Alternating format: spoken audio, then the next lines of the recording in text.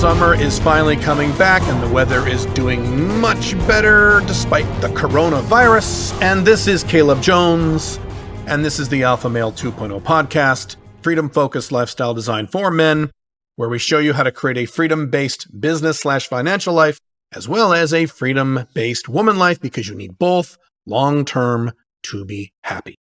Today, I'm going to talk about something that is difficult because when you say this, most guys go, yeah, I know. And they say, yeah, I know. And then they turn right around. As soon as they leave the room, they go right back to the behavior that you were talking about, as if they forgot it literally 10 seconds later. So it's going to be difficult for a lot of you listening to this podcast. You're going to say, yeah, I know that. And then I promise 24 hours from now, 48 hours from now, 3 or 4 days from now, I'm going to catch you, if I were to follow you around, I'm going to catch you doing the thing that you said you understood was a waste of your time that you shouldn't do. There is a strong desire among human beings, including men and including alpha males, not necessarily maybe alpha male 2.0s, but certainly alpha male 1.0s. There is a strong desire to hope that there is some powerful or intelligent or benevolent leader or person out in the world somewhere, or in some cases, a group of people who, if they are just put in certain positions of power, will solve all the problems, or solve a lot of the problems, or bring your country or your culture back to a time when it was better, or go punish the people that you don't like, or give you a bunch of free shit that you think you deserve, or change things radically so that things will become radically better and that your life will somehow change if this person or people just get into positions of power and are allowed to do certain things. It's a savior complex. And throughout my life, I have seen this in Western society. And specifically in the last 15 or so years, I have seen it get not only worse, but go on steroids. So I will go back to around 2007 in the United States, and a young, energetic guy named Barack Obama gets the Democratic nomination and starts running for president, and people just go ape shit for this guy. You have kids and teenagers walking around with pictures of his face on their fucking t-shirts at the mall. You have people who are fainting in audiences when he talks. You have people going on YouTube and the news saying, oh my God, this is great. He's going to pay for all my bills so I don't have to work anymore. You've got his supporters going on the internet and going on TV saying Barack Obama will fundamentally change how politics is done in this country. You have people saying, for the first time in my life, I now have hope. And his entire campaign is around hope and change. Now, it's interesting, sidebar about that. Years ago and back in the 90s, I was at a business seminar, and the guy giving the seminar was talking about emotions, and the emotions that are empowering and the emotions that are de-empowering. Not negative and positive emotions, but empowering emotions and disempowering emotions. And he was talking about one of the most disempowering emotions that human beings can feel is the emotion of hope. Because hope makes you sit on the couch and hope something will happen. You don't actually make anything happen. Hope is focusing on external factors to make your life better. And lo and behold, here I was, 15 years later after that, 10, 15 years later, and a presidential candidate is running his entire campaign on this disempowering emotion called hope. The concept that if I just vote for a certain guy or get on the internet and argue with people about politics, this guy will somehow make my life better, fix my problems for me. And you had this cult of personality around Barack Obama. And I said at the time, I said in 2007, I said in 2008, he was completely full of shit. He was not going to end any of the wars. He would not change anything fundamentally. He'd be the typical Democrat, and nothing significant would change once he was out of office in 4 to 8 years. And these left-wing people screamed at me like, no, you don't understand. Barack Obama is different. This time it's going to be different. TM. That's the statement I hear for most presidential elections in the United States, as well as I hear that abroad too, in many cases, sometimes in Europe and sometimes in Canada. You don't understand, dude. This time it will be different. This person is different. When this person gets into office, he's going to fix my life. He's going to make my life better. When this guy gets voted into office 1,000 miles away and takes a certain position of power, over my country. All right, now, you know how that story ended. Barack Obama took Bush's 2 illegal wars and increased them to 7 illegal wars. Not only did he not back down the warfare state, he jacked it up and put it on steroids. He did not release the prisoners from Guantanamo Bay. He did not stand up to corporate America. Matter of fact, he was in the pocket of Big Pharma for many, many years. His entire cabinet was selected by the big banks. When he left office, nothing much had changed other than Obamacare, which, as I've talked about at the Caleb Jones blog, is a corporatist healthcare system. It is a corporatist healthcare system. It is not a socialist healthcare system. It is not even a welfare state healthcare system. It is a corporatist healthcare system. Obamacare basically means the government will put a gun to your head and force you at gunpoint to buy private health insurance. And if you don't, they will fine you. In other words, they will increase your taxes. It was not a fundamental change in any way whatsoever. And I was right. And all the Barack Obama supporters, all those left-wingers, all those Democrats who were worshiping and throwing flowers at this man's feet back in 2008 ended up looking like morons. Now, if you think I'm bashing the left and I'm taking the side of the right, get ready and buckle your seatbelts, because it happened with the right wing even worse than it happened with Obama right after Obama. Who was the president after Barack Obama? You had Mr. MAGA Hat. And Mr. MAGA Hat came along and said, I'm going to make America great again. And a whole pile of right-wing guys said, holy shit, this is the answer to our prayers. This is going to be great. He's going to make America great again. Now, if you've been reading my blogs, you know that America cannot be made great again. It is mathematically impossible to save the United States. The United States has been in a slow state of collapse since the late 1990s, perhaps early 2000s, and it is now beyond the point of no return.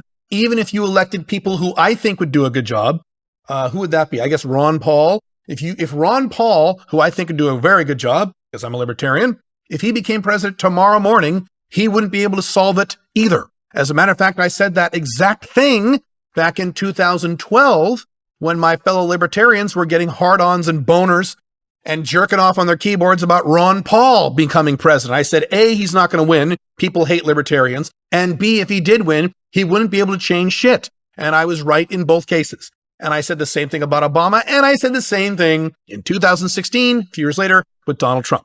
There's an entire article at the Black Dragon blog saying Trump is now president and nothing much will change. And I made 3 or 4 predictions in there about how when Trump leaves office in 4 years or 8 years, you will more or less have the same problems. He will not make America great again, not because he's an asshole or because he's incompetent, because he can't. He's not, he's just a liar. And already that has happened. The very first thing he did when he got into office, after saying America first, America first, America first, America first, is that he bombed Syria for literally no reason. He spent millions and millions and millions of your dollars, if you're an American, taxpayer dollars, bombing a country for literally no reason. I said at the time it was a hoax, and back in 2018, it was later proven, a few years later, that it really was a hoax. Assad did not gas those people, and Trump was just a moron. He also jacked up Obama's drone striking by, I believe the number is 460%. On and on and on. I have an article at the Caleb Jones blog called How Trump Screwed His Supporters Just in the First Year in Office. And I go through about 25 things that are the opposite of what Trump promised that he did his first year in office. And I'm going to be right yet again. Has he built a wall yet? As I record this, it's 2020. Has he built the wall? Has he built the wall? No, he hasn't built a wall. He's not going to change shit. He's not going to fix your life. He's not going to make your life better. Now, this is not a commentary on the left wing or the right wing, even though I tend to disagree with both, because I'm a libertarian and I'm not an anarchist, but I'm a minarchist libertarian and I'm a real libertarian. I am not the modern day libertarian who says they're a libertarian and then becomes a Trump supporter. I'm a real libertarian. I want small government, but that's not the point. The point is, if you go through life with this thought that, oh my gosh, if this person becomes president, or if this person becomes prime minister, or if this party gets into Congress, or if this party gets into parliament, or takes the majority of parliament, whatever your country is, every country is different, then they will fix my life. They will make my life better. They will fix some of my problems. You had guys in 2016, seriously, and they were not joking when they said this. They were seriously saying, and I can name names and I won't, If Trump becomes president, he will make women nicer to us. It will be easier to get laid because women will start being nicer to men when Trump becomes Did that fucking happen? That's how delusional people get when they see this savior and they say, oh my God, if we just vote for that person, won't everything be great? Now, has that stopped since Trump? No, you had another guy named Bernie Sanders who comes along and all these young people just get orgasms going to Bernie Sanders rallies saying, oh, this is going to be so great. He's going to give me free this and free that and free this and free that and jack up my pay. My life will be he's going to, forgive my student loans. My life will be so much better if Bernie Sanders becomes elected. Now, Bernie Sanders, as I record this, very recently bowed out of the race because he was beaten by Joe Biden. No one is excited about Joe Biden. That's not really my point. My point is how people have reacted to Bernie Sanders, Donald Trump, Barack Obama, and then to a lesser degree before that, George W. Bush and Bill Clinton. They had a cult of personality as well, but it wasn't as intense years ago as it is now. As the Western world gets closer and closer to collapse, and now it is much closer because of what's happened to the economy, because of the coronavirus, and because of Western government's incompetent response to this virus, it's now much closer than it was.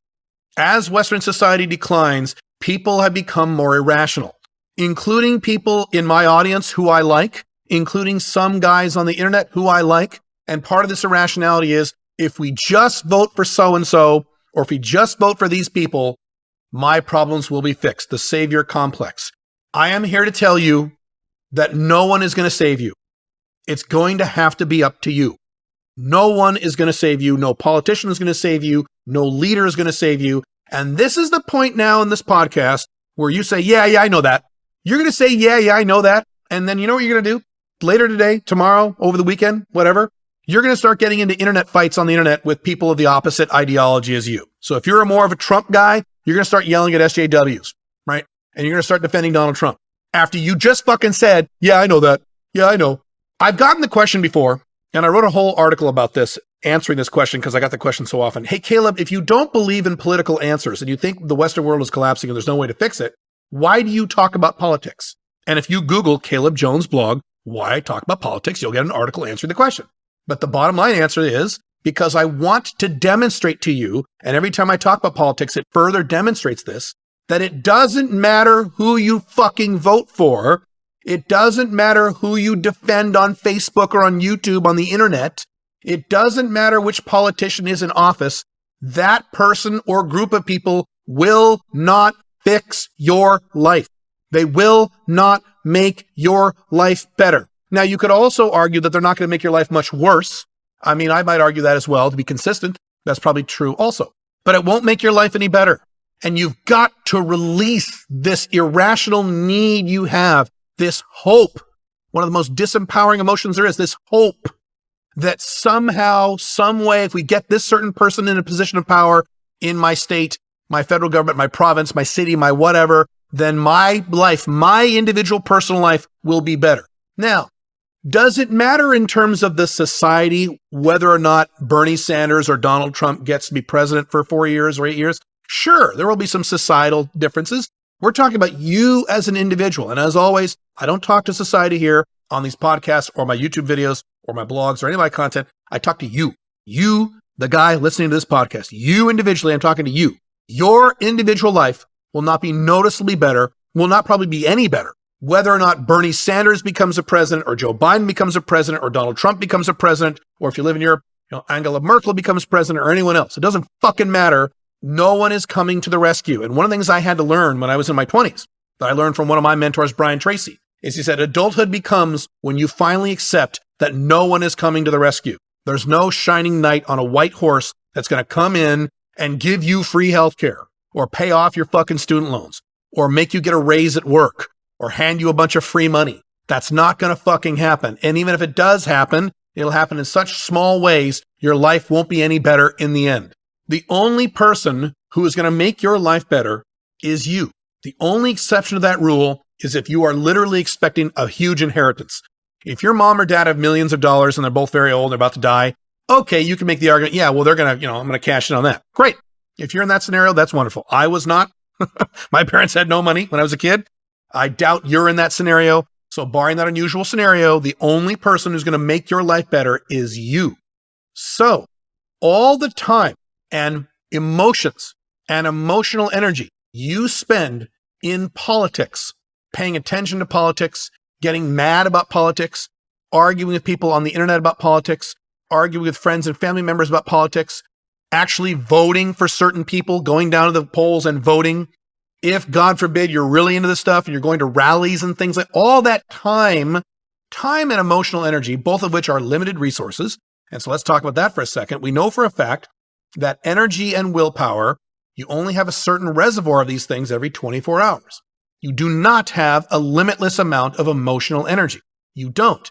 So if you spend a decent percentage of your emotional and mental energy in a given 24 hours screaming about Donald Trump or Bernie Sanders or SJWs or evil rich people or whatever side of the aisle you're on, doesn't matter. Okay, this applies to you whether or not you're a left-winger or a right-winger or a libertarian like me, doesn't matter. The more time you spend and the more energy you spend on these things, the less energy you have to improve your own life via Alpha Male 2.0 models. Your Alpha 2.0 business and your woman life, where you have a rotation of FBs, MLTRs, OLTR, what have you. You have less energy to work on these things when you're freaking the fuck out about politics. One of the reasons that I have been so effective in my life, especially over the last 15 to 20 years of my life, and I've gotten so much done, and my life is such a wonderful place to be now, is because instead of focusing on politics like I did back in the 90s when I was a young man, I instead focus on my own life, my Alpha 2.0 businesses, my physical health, my woman life, my goals, my mission, my vision, my life, me. I focus on that. And so I get much farther, and I have in the past, and I still have, I get much farther, much faster than a lot of guys I know who in some cases are smarter than I am, or in many cases are much better looking than I am, or much more physically fit than I am, or in some weird cases, even harder working than I am. They work hard, but they work hard at the wrong things, including shit like politics. And the reason for that is these men focus their energies on political bullshit instead of their own lives. And one of the commonalities I have found with men who make a lot of money and don't work long hours, men who are very, super successful, more successful than I am. One of the commonalities I have noticed with these men, it's not across the board, but it's the vast majority, is they don't pay attention to politics. They don't give a rat fuck about politics. They're too busy focusing on their own businesses. These guys who make millions of dollars a year and only need to work 20 hours a week, they don't spend those 20 hours a week or even their free time focused on fucking politics. They focus on building their lives. Huge. And this is a difficult thing to get through into your head because, again, you're going to nod your head and you're going to go right back to bitching about politics in a little bit. I'm pretty sure the odds are good that you're going to do that. Every time you do that, every time you talk politics on Facebook or make a YouTube comment on a political video or watch a political video, you watch the Young Turks or you watch Ben Shapiro, whoever the fuck you watch, okay? Or you read political news or you talk about the election. Every time you do that, you need to remind yourself, I am stealing life away from me. I am stealing money away from me. I am stealing away women or female companionship or sex with hot babes, whatever objective you have in your woman life. You should say to yourself, I am stealing this away from myself. I'm stealing this because while I'm here fucking around with politics and focusing my very limited emotional and mental energies on politics, a thing that you cannot fucking change. Can you really change the direction of your country? No, I just proved you couldn't. Trump supporters thought they could. They were wrong. Obama supporters thought they could. They were wrong. Bernie Sanders supporters thought they could. They were wrong. You can't change anything by focusing on politics. You change things by focusing on yourself. Well, Caleb, isn't that selfish? What about giving back to society? What about giving back to your community? Caleb, no man's an island, and you can't just be a pure individualist, and you have to give some thought to society. Let me tell you something. I love when people say this. Let me tell you something. I had someone recently accuse me of being an asshole because I was so focused on myself and I didn't care about society. By the way, both of which are true. That's an accurate criticism of me, and I don't consider it a criticism. I consider it a compliment. And I said to him, this was private, this wasn't public. I wouldn't have said this publicly. I said to him, great, if I'm such an asshole and I'm so selfish and you're such a nice person, let's compare how much money you give to charity every month versus how much money I give to charity every month. And if you don't want to compare dollar figures because you can argue that I make more money, so I have the wherewithal to give more money, okay, fine. Let's level the playing field. Let's just do percentage of income. Let's figure out the percentage of your annual income that you give to charity versus the percentage of my annual income that I give to charity. Because I know what that number is. I give to charity every month. I cut some big checks to charity. And this person went, and ran away because he knew. So this person worrying about society wasn't giving any money to charity. And I give money to charity on a regular basis. So it's not about ignoring society. That's not what I'm talking about. It's about putting your energies to places where you can be productive, not only for yourself, but also for society if you wish. If you want to save the world, if you're a right-wing conservative and you want to save Western civilization, which I think is stupid, but okay, let's say you want to save that. Or if you're a left-wing person and you want to save the environment, which I think is stupid, but okay, if you want to do that, great. Get to Alpha Male 2.0 minimums first. Ignore the environment and ignore the Western world for a few years and build up your Alpha 2.0 business or businesses so that you make at least $75,000 a year or more if you want it from purely location-independent income that doesn't require a lot of work to maintain. And focus on your woman life so you have at least 2 women on rotation in a long-term way, both of whom you consider at least cute. Once you have that, once you are a true full-bore Alpha Male 2.0, you're making that kind of money location dependent, you've got multiple women on rotation, so your woman life and your business life are both at solid levels, especially if you have the financial aspects I talk about, like very little debt or no debt and emergency savings and a little bit of investments. If you're at that baseline and now you want to go save the world, great, go ahead and do that. At that point, that's perfectly fine. I think that's a great idea. If you really want to spend your time doing that and that makes you happy, great. Go save the Western world, go save the environment, save the planet, save whatever the fuck you want to save. That's fine once you're at that level. The problem is, I know that the vast majority of men on the fucking internet watching political YouTube videos and bitching about politics on the internet do not make $75,000 a year location independent and or do not have 2 or more women on rotation. They are nowhere near the Alpha 2.0 lifestyle. And if they are, they're in one area, maybe finances or women, but not the other. So they're taking the time away from doing that instead of building their lifestyle to a baseline where if you want to, at that point, give back to the world, that would be fine at that point. There's an order to these things. So I'm not saying you need to be a total asshole and ignore society for the rest of your life. You don't have to do that, but you do have to get to baseline minimum so that when you have political upheavals, when you have down economies like right now with coronavirus, you don't have to worry about it because your Alpha 2.0 lifestyle is already in place and already going to sustain you because you focus your energies in the correct place. And the only person who can do that is you, not Bernie Sanders, not Trump, not Obama, not your mom, not your dad, not your girlfriend, not your future wife, nobody. You. Please get this. Please get this in your gut. Remind yourself next time you fuck with politics that you're killing yourself. You're stealing from yourself. You should be focusing on yourself first and doing politics second when you get to a certain baseline. I hope this has helped you. Really take this to heart if you're really into politics because it'll change your life if you do this. It changed mine. I'm so happy now that I don't focus on politics the way I used to in the 90s when I was wasting my time with that shit because my life is so much better because of it and yours can be too. I will see you very soon. If you want more help with this stuff, more help with Alpha 2.0, join SMIC.com. Have fun. See you soon. Bye.